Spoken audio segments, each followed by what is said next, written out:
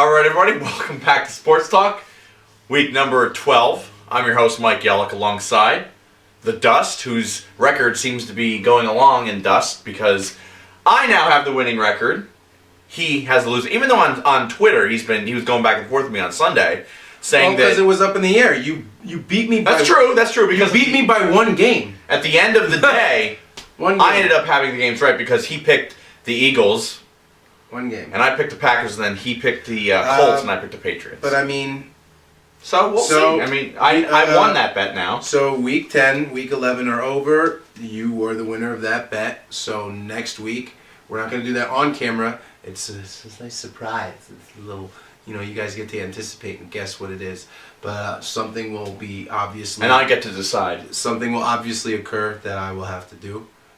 Most likely to my dismay.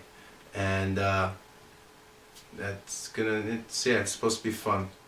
Great. Let's talk about that game, though.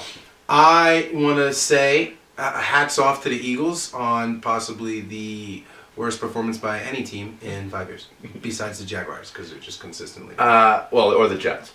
True. Or the Bears. But I will say this.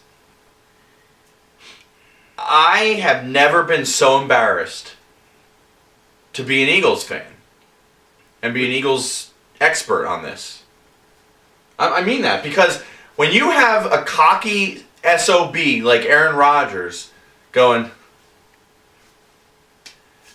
taking selfies with Jordy Nelson and laughing at the Eagles, and you know what? Take the 15-yard penalty, boys. Knock him out. Because, you know what? Sometimes you just got to have respect for yourself. He's disrespecting you big time, and I don't agree with that at all. An eye for an eye leaves the whole world blind. All right. Good. No, it doesn't. There will be one guy left with one eye. So how's the last blind guy going to take the eye of the guy with one eye left? All right. Anyway, like I was saying, I really feel like the Eagles just had no heart, no passion, no desire, no will to win that game. And honestly, they cannot do that ever again. It just boggles my mind. Just the amount of plays that were let go, the amount of just blown, like how many times I've seen blown coverage. Yeah. Like I told you before we went on air here, Mark Sanchez probably accidentally set the record for most times a quarterback had to step through the pocket. He's not good. But he shouldn't have to do that. The offensive line should be doing a little better than that. I mean, the guy almost got sacked literally every play. He was literally a finger away every play from getting sacked. It was ridiculous. No time in the pocket, and whether he's a good quarterback or not, the guy has the ability to at least keep his team in the game. Okay? There are other playmakers on the Eagles that push us over the edge. I hear him saying us. That push them over the edge into victory. Okay? But Mark Sanchez can hold on. He's not like the type of quarterback he's not like a Geno Smith where he's going to literally throw the game away for his team. Like he can keep I've seen it done with the Jets before, and that's what I'm worried about with the Eagles. But see, the Jets are just a terrible team, okay? He has better players with him now, so he should be able to perform at a level where he cannot be solely responsible for losses. And he wasn't this past weekend. He was not solely responsible. Well, let me just say this, too. The entire team was responsible. Aaron Rodgers, Jordy Nelson, Randall Cobb. You get the two of those receivers, you get that quarterback, you get it in Green Bay. I don't see how any team is going to go up there in the playoffs and win besides the Packers. So right now I'm going to say, and because we're going with this now, it's mid-November, but I'm just going to say Packers get the number 1 seed. I think they're going to win the NFC now. I still think the Eagles will get that second spot to get a first-round bye in the NFC, and then they'll go 12-4 or maybe 11-5, but I'm going to say 12-4, and I'll explain why in a little bit. I'll explain why. Okay, well they're already 7-3, so I mean they're going to lose one more game, and that one more game is going to be against the Cowboys this weekend. No, it'll be against the Cowboys on Thanksgiving. After that, they'll win out. I can already see this show if the Titans win.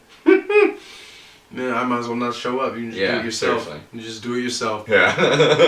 I won't be happy at all. I'll stay here like this. Just listening. I'll go off. I don't think that's going to happen, though. Come on. It better not. The 2-8. But I understand they're 2-8. But I mean... They have nobodies on their teams. They're a team full of nobodies. I mean, if I remember an 0-8 team beating a very good Browns team. Okay? If that can happen, okay?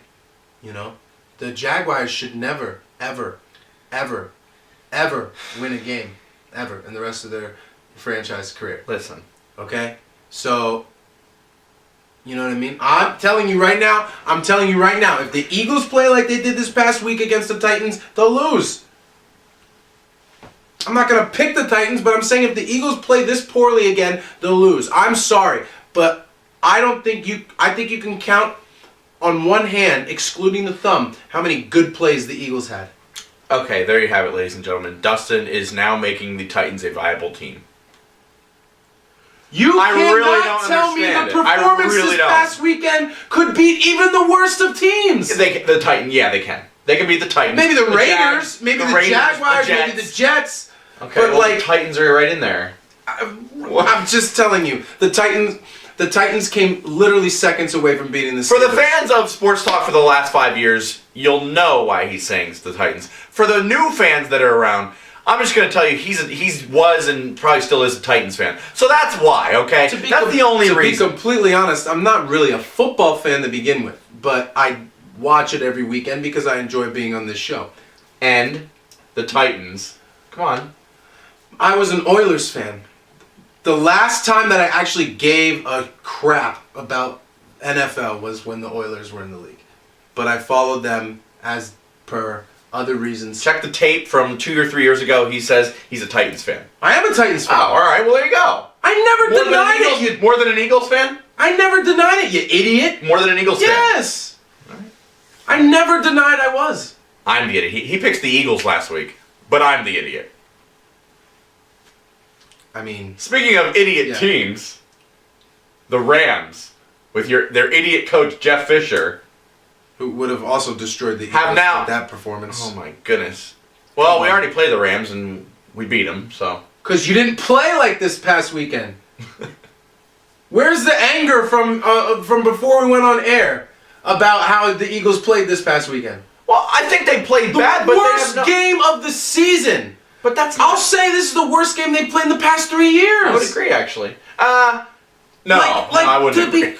The last 2 years. To be completely honest, it was terrible. They played like the Jaguars. So all right. They did. They played like the Jaguars. I don't care what you said. It was terrible. Absolutely terrible. You seem to look. I don't know why, but you're actually taking this, and I've noticed this actually from the time you got here. You're taking this Eagles loss a lot worse than I actually am. I'm not taking the Eagles loss. You were expecting them to lose. Tell me you were expecting them to lose this much. No. Tell me you were expecting them to lose this much. But you know what? In a way, a loss is a loss. It's not. A loss is a loss. I don't even care about the loss. I'm looking at the performance. Well, if you were watching the performance instead of Aaron Rodgers' face on the sidelines, no, I was also listening to how terrible it was. Hold on, I was listening to Billy Davis on Post Game Live tell me that, we were expecting them to run the ball more. I hate when you look at me like that. He said, I was expecting them to run the ball more. Run the ball more? You have Jordy Nelson, you have Randall Cobb, you have Aaron Rodgers, but why would you run the ball more? Oh, you know what? If you were expecting that, which you just said, I was expecting them to run the ball more. Really? You were? Okay, well, they did run the ball, and Eddie Lacy dragged 6 Eagles with him into the end zone. That was pathetic. Not only that, you're expecting them to run the ball. You notice they're not running the ball. So make adjustments. Stop expecting them to run the ball. I thought they were going to run the ball. Well, they did clearly. Well, they're not running, so maybe we can do something else. And here's another thing. I don't know why with those D-backs, I don't really think there's much you can do. Jeez. They're so bad. If Sheldon Brown and Lito Shepherd are out there, please come back to the Eagles. I will honestly take them over the... I mean, they're They're really bad. I think they are the worst in the league. What's his name? Kerry Williams? Yeah. I work with a guy who literally has anxiety attacks every time a ball gets thrown on his side. I know, like Bradley Fletcher, he was about to be benched. I don't know why he wasn't. Yeah, I agree. Every time, like, if I'm at my girlfriend's house, whether I'm here, whether I'm with my bro, anybody, if I'm watching an Eagles game, it doesn't matter who I'm with. I'm like, oh, God, if the other team's throwing the ball, I always go, just please don't catch it. I get nervous. I honestly have no faith in the secondary. I think we'll get pressure on the quarterback, which we didn't really on Sunday, but I don't know what that was about. We did have 9 sacks against the Panthers, and then had 1 against the Packers. To be completely honest, the defense should have done this. Hike! You would have been like my mind. It would have been more effective. Yeah, because it would have shocked the Green Bay Packers. They would have been like, "Why did they just?" What I always feel like though, if the other team is going to throw the ball down the field, I'm always like, "Oh God, they're going to get it. They're going to get it." You know why? Because this secondary is so bad. And you know what? Here's what really gets me. Here's what irks me more than anything. But yet, you're getting upset. We couldn't have Clinton Dix because he's on the Packers, and we couldn't have anybody.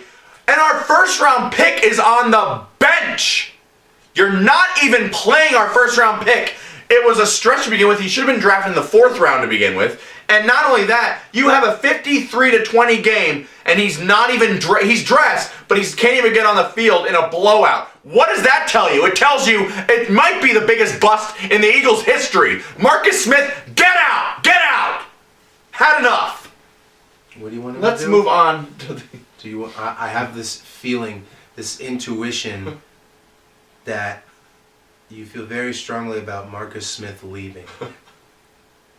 Not sure why. Anyway, the Rams. Yes, we didn't see that coming. Beat the Broncos. I totally saw it. I laughed at the Rams last week and said, well, this is going to be close. Obviously, we're both picking the Broncos. So we both laughed. What? Wait, what happened? Your quarterback, your favorite quarterback. Sean. Oh, yeah. I don't get it. MVP. MVP. How can Peyton Manning in that offense only score 7 against the Rams? I mean, they just got rammed.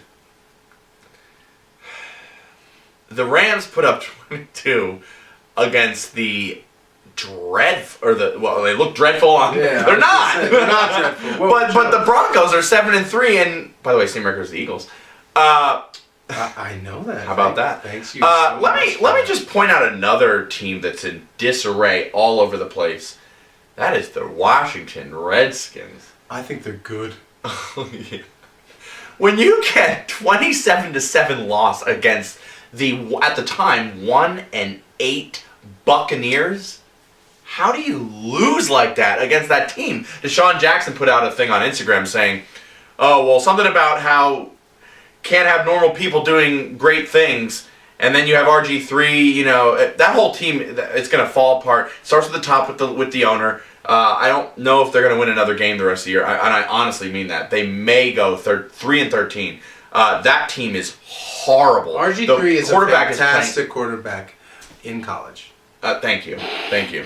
I remember 2 years ago when Andrew Luck and RG3 came out. You went with RG3. I went with Andrew Luck. Right, and well, because it was an illusion. I fed into the illusion. You did. You fell into that Subway illusion. I fed into the illusion. All those Subway commercials that he which came out after that, but yeah. Yeah. Well, I know. I was just trying to make a joke. But no, he's real good. Yeah, RG3 is horrible play with quarterback right now. But he had a better college career. Well, yes, so yes, that's absolutely. why I picked him over. But goes to show you that stats don't mean everything. That transition turns mediocre college quarterbacks into great NFL players, and great college quarterbacks into less than mediocre. Are we saying Ryan Leaf anyone? Ryan Leaf over RG3? No, because you know what? Well, yeah, and I was just okay. Forget it. I was going to try to make a joke, but we're running out of time. When we come back, we're going to have week number 12 predictions. I almost said 2. Week number 12 predictions right here. There's a 2 in it. On Sports Talk. True. That's true.